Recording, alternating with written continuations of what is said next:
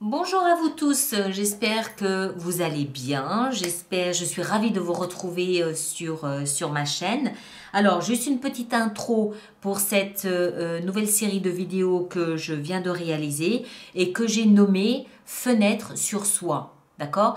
Donc, le but de ces vidéos, c'est de mettre en évidence un thème, un sujet par signe et en fait de vous inviter à réflexionner sur ce thème, sur ce sujet, pour autant qu'il vous parle bien évidemment, d'accord? Bon, j'en parle dans chacune de mes vidéos, donc je ne vais pas non plus me répéter. Il n'y a pas plus de prétention que ça. J'ai trouvé, moi, d'après les témoignages que je reçois, que cette période de confinement dans laquelle nous sommes tous confrontés est une période qui est comme une invitation à la réflexion, à l'introspection. C'est une période durant laquelle on est avec soi-même et c'est une configuration idéale pour vraiment prendre le temps de s'interroger sur notre existence, sur notre vie, sur différents sujets, d'accord? Donc j'ai pensé utile de faire une série de vidéos sur ce thème-là qui donc nous invite chacun à cette introspection. Chaque signe a un thème qui est développé. D'ailleurs, j'ai mis des appellations à chacune de ces vidéos. Je vous invite à regarder la vidéo de votre signe ascendant aussi. Croiser les deux vidéos avec les messages, ça peut être utile. Et puis, la dernière chose donc, que j'ai à vous dire, c'est que, alors, pour la lecture en elle-même, je me suis servi ces cartes ici, hein, celles-là, elles sont magnifiques. Je me suis servi de ce jeu ici, c'est The Light Seers Tarot, n'est-ce pas? Et puis pour le conseil donné, je me suis servi du Crystal Vision Tarot, c'est celui-ci ici et ces cartes-là. D'accord? Voilà. Alors, comme d'habitude, merci de liker, de partager, de vous abonner, de laisser vos commentaires. Merci à pour tous vos messages adorables, débordants de gentillesse. Ça fait très chaud au cœur. Et puis, on se retrouve normalement la semaine prochaine. Je crois que la semaine prochaine, sauf erreur, c'est la semaine où je fais les lectures mensuelles. D'accord? Donc, je ne sais pas si j'aurai le temps de vous faire une petite série comme ça. J'en suis pas certaine. Et si je n'y arrive pas, bon ben voilà, je mettrai les vidéos du mois de mai, le week-end du 18-19 avril, je mettrai ça en ligne. Ok? Voilà, merci à vous tous et puis à très très bientôt. Merci bien. Sagittaire, bonjour et bienvenue sur ma chaîne pour cette lecture un petit peu particulière cette semaine que j'ai nommée une fenêtre sur soi, n'est-ce pas? Comme je vous en avais parlé. Alors, quelques petites indications. C'est une lecture qui n'est en aucun cas une prévision, une prédiction ou une voyance. C'est une lecture qui se veut être une invitation à vous interroger sur le thème qui va être développé ici devant vous. D'accord? C'est un appel du pied à une introspection. C'est une invitation à la réflexion, une invitation à mettre à profit cette période de confinement pour réfléchir à un sujet ici, si vous vous sentez concerné par le sujet, bien évidemment.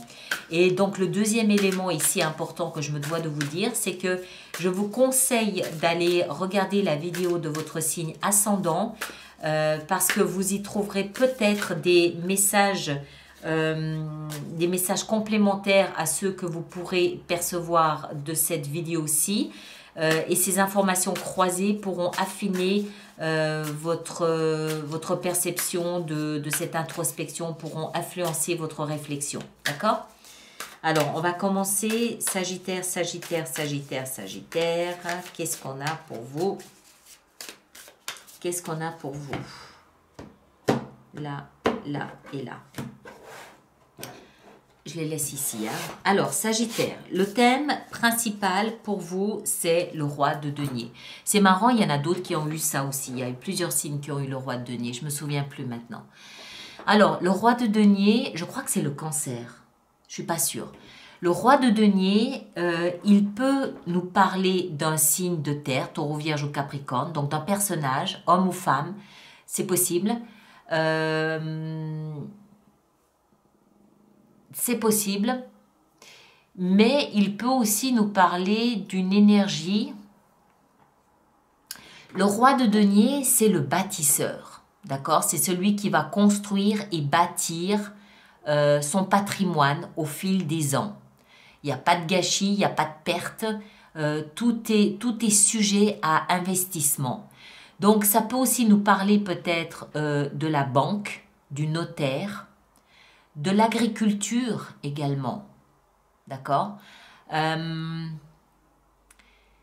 C'est un peu trop tôt pour, on va voir après avec les cartes autour, pour essayer d'affiner, mais en thème principal, ça nous parle, ça nous démontre une introspection, une réflexion sur tout ce qui peut avoir de la valeur à vos yeux. Qu'est-ce qui a de la valeur pour vous? Est-ce que c'est l'argent? Est-ce que c'est le travail?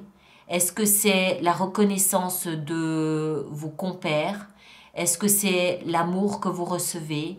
Est-ce que c'est le regard? Est-ce que c'est votre terre, votre patrimoine, votre maison d'enfance ou votre maison tout court? Qu'est-ce qui a de l'importance à vos yeux? Qu'est-ce que c'est?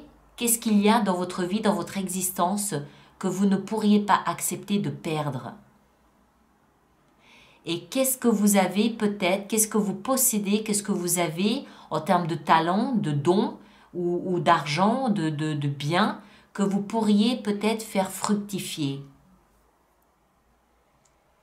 C'est peut-être une grande interrogation sur qu'est-ce qui est important à vos yeux. Hein? On va voir, hein, on va creuser un petit peu. Ce qui vient en opposition à ça, c'est la grande prêtresse. La grande prêtresse, elle nous parle d'intuition. Elle nous parle d'intuition, elle nous parle de l'autre univers, d'accord? Le monde invisible, l'autre monde, hein, le monde qu'on ne voit pas, mais qu'on sait exister. La grande prêtresse, elle nous parle aussi de tout ce qui est caché, tout ce qui n'est pas révélé. L'autre monde, vous savez, le monde où partent nos morts quand ils nous quittent. On sait que ce monde-là existe, enfin qu'il existe, on est dans la symbolique, on est bien d'accord, hein, il ne faut pas un passeport, voilà, on est dans la symbolique. On sait que ce monde-là existe puisqu'on ne les voit plus, nos morts, donc on sait qu'ils sont quelque part, mais donc on ressent ce monde parallèle, mais on ne le voit pas. C'est ça que symbolise la grande prêtresse. Tout ce qui est caché, tout ce qu'on ne voit pas. Alors, est-ce que ça veut dire que vous vous interrogez sur qu'est-ce qui a de la valeur à vos yeux, mais que vous ne voyez pas, que vous ne percevez pas? Auquel cas, ce serait davantage des qualités, des dons, des talents, tout ce qui est caché en vous, mais que vous ne percevez pas, par contre que vous savez exister? Ou est-ce qu'il s'agit ici peut-être de vous retrouver des biens, du bien matériel peut-être même, des moyens, quels qu'ils soient, ça peut être des outils, ça peut être de l'argent, ça peut être du patrimoine, de retrouver des biens, des moyens qui vous ont été cachés jusqu'à présent. C'est un peu bizarre là. On va voir, hein, on continue, on va essayer d'affiner tout ça. Vous provenez ici, alors ça c'est le passé, ça veut dire que ça peut être il y a 2 jours, 2 semaines, 2 mois, 2 ans, voilà, c'est le passé, c'est de là d'où vous venez. Vous venez du roi d'épée. Ça veut dire que vous provenez d'un espace où vous avez eu l'esprit très clair quant à la situation. Les choses étaient limpides. Vous aviez une vision globale de la situation qui était très claire. Moi, j'ai un peu ce ressenti, un peu désagréable, mais on va voir la suite. Un ressenti que c'est peut-être en fait des choses qui vous avaient été cachées. On va voir, hein, on va continuer. Toujours est-il qu'à un moment donné, pour vous, c'était limpide. Et aujourd'hui, peut-être un peu moins.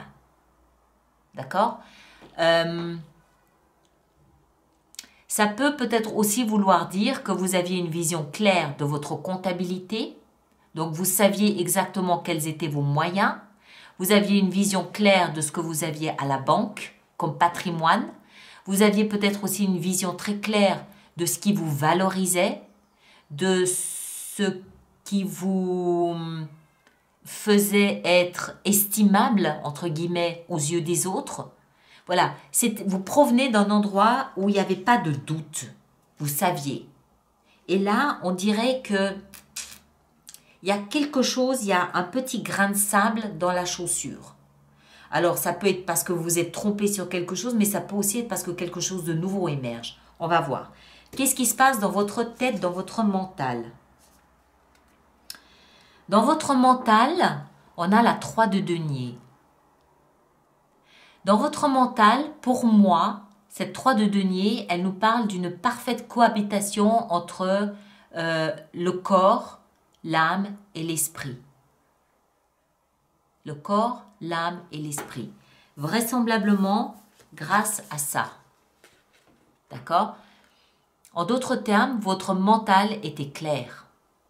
Vous savez qui vous êtes, vous savez ce qui vous caractérise, vous savez d'où vous venez, vous savez ce que vous voulez, vous savez comment est votre corps, vous savez comment est votre santé, vous savez comment est votre mental, comment le maintenir, et vous êtes en équilibre, en harmonie, en relation, j'ai envie de dire, avec votre vie spirituelle, avec votre âme. D'accord? Donc dans votre tête, vous êtes penché du côté de la collaboration avec ces 3 éléments, vous êtes aligné. Voilà, vous êtes aligné dans votre tête. Serait-ce que la grande prêtresse ici vient vous challenger sur des choses que vous ignoriez de vous-même? C'est possible. On continue. Ici, on a le socle sur lequel vous pouvez vous appuyer pour cette introspection, c'est-à-dire les fondements, ce qui vous aide à traverser cette introspection. Et là, on a le valet de denier. Alors, le valet de denier peut représenter un enfant ou un adolescent sur lequel vous pouvez vous appuyer. D'accord? Non pas peut-être en déversant des flots de larmes sur son épaule, mais peut-être plus en l'observant évoluer. Le valet de denier, il peut aussi nous parler peut-être de ce cycle de la vie, de la nature que vous observez. Ce cycle de naissance, de renaissance, peut-être que c'est ici quelque chose qui vous rattache aussi fortement à la nature.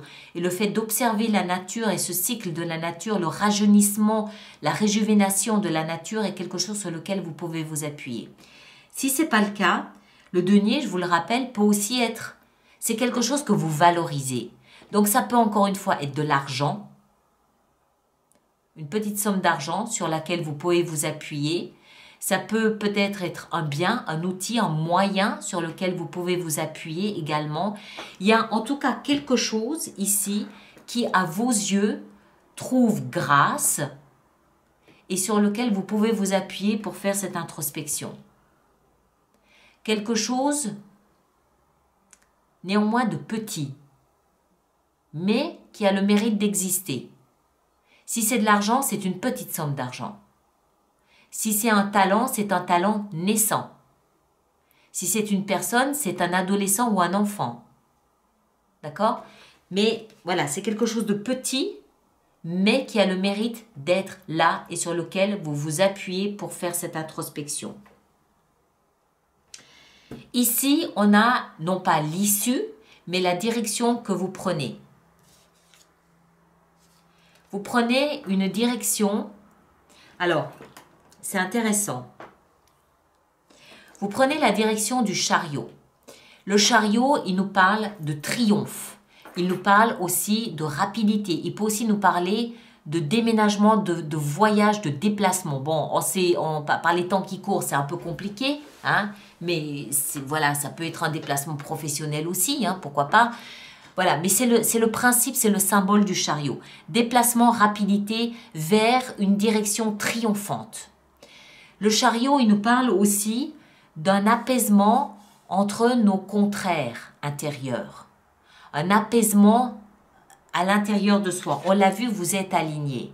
Ça vous aide. Hein? Le fait d'être aligné avec votre âme, votre corps et votre mental fait que vous êtes capable d'avancer dans votre vie, d'évoluer, de progresser.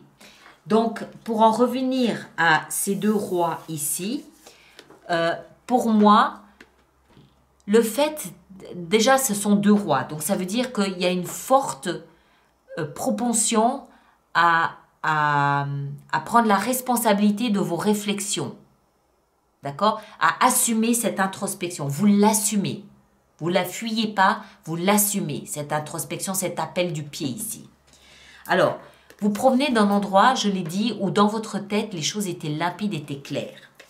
Mais je pense que grâce à cet alignement, la grande prêtresse vient remettre en question vos certitudes, elle vient ébranler vos convictions profondes en vous interrogeant sur précisément ce que vous pensiez être acquis. Elle vient vous interroger sur du genre, est-ce que vous êtes vraiment sûr et certain que les choses sont telles que vous pensez qu'elles le sont? Est-ce que votre façon de voir et d'aborder les choses, la vie, votre environnement, est quelque chose que vous êtes capable de valoriser? Est-ce que vous êtes sûr que c'est vraiment bien comme vous pensiez que c'était ou que c'est? Est-ce que là, vous voyez à l'époque de la valeur, de la considération, est-ce que vous êtes toujours aussi certain aujourd'hui que vous y voyez la même valeur et la même estime? C'est ça le challenge, le défi de la grande prêtresse. Par la force et la puissance de l'inconscient collectif, elle vient vous bousculer dans vos convictions et vous interroger sur ce en quoi vous croyez profondément. D'accord? Et comme je vous l'ai dit, grâce au fait que vous êtes aligné, grâce à ce petit quelque chose, mais solide, néanmoins solide, parce que c'est un denier. Ça peut aussi être une conviction. C'est pas une pensée. C'est quelque chose sur lequel vous pouvez véritablement vous appuyer. Hein? C'est une vraie béquille. Grâce à ça, vous allez faire ce travail ici d'introspection et vous vous dirigez vers quelque chose de triomphant, mais quelque chose qui va vous permettre à nouveau de réaligner ces deux rois, hein, parce qu'ils représentent le principe de cette introspection, vos convictions avec l'incertitude de vos convictions. Les deux, parce qu'ils vont dans la même direction, parce qu'ils font avancer le véhicule de votre vie, ça veut dire qu'ils sont en accord. Donc, là où vous pensiez être juste, être lumineux, l'introspection, la réflexion, l'appel du pied de cette grande prêtresse va pouvoir être en harmonie, va pouvoir s'apaiser. On l'a vu, vous êtes alignés. D'accord? Donc, c'est une introspection utile qui va vous permettre de progresser, d'évoluer à nouveau dans votre vie. Je ne sais pas si c'était très clair ce que j'ai dit. Ah non, avant, on en met une deuxième ici sur le chariot. Donc, une petite deuxième ici pour vous. Celle-ci. Ah! Et c'est une réflexion qui doit vous permettre de soigner une blessure fondamentale. C'est une réflexion, c'est un travail, cet alignement qui doit vous permettre de revenir sur une conviction que vous aviez, mais qui au final vous heurtait. Et vous amenez, avec ce chariot, ce triomphe, vous amenez l'apaisement. Vous vous éloignez de cette souffrance. D'accord? C'est très bien. C'est parfait. Moi, je trouve ça très bien. Alors, maintenant, la dernière carte ici, c'est en fait le conseil. C'est-à-dire, si la vie, si l'univers devait vous donner un conseil, lequel serait-il? Ou quel serait-il? Quel conseil la vie, l'univers peut-elle ou peut-il vous donner en ces périodes en ces temps de profonde réflexion. Elle est très utile, votre réflexion, hein. Et je vous rappelle qu'elle doit vous mener vers quelque chose que vous valorisez. D'accord? Alors, quel est le conseil pour nos amis Sagittaires? Celle-ci, la reine de coupe. La reine de coupe, son conseil, le message qu'elle véhicule, cette reine de coupe, c'est d'être nourrissante, que vous soyez homme ou femme, d'être nourrissante ou nourrissant pour vos propres émotions, pour votre propre cœur. Imaginez que vous prenez votre cœur, c'est-à-dire votre enfant intérieur, vous le prenez dans vos bras et vous lui donnez tout l'amour que vous êtes capable de lui donner. Vous entourez votre cœur d'autant d'amour que vous êtes capable de lui donner. Ça va de pair avec cette guérison ici. Vous apprenez c'est pas vous apprenez, c'est le conseil, d'accord? Soyez une maman nourrissante, compatissante, empathique pour votre propre enfant intérieur qui est votre cœur. D'accord? Voilà, je m'arrête ici. Merci de partager, de liker, de me laisser vos commentaires et de vous abonner si ce n'est pas déjà fait. Et je vous retrouve la semaine prochaine. D'accord? Merci beaucoup à vous.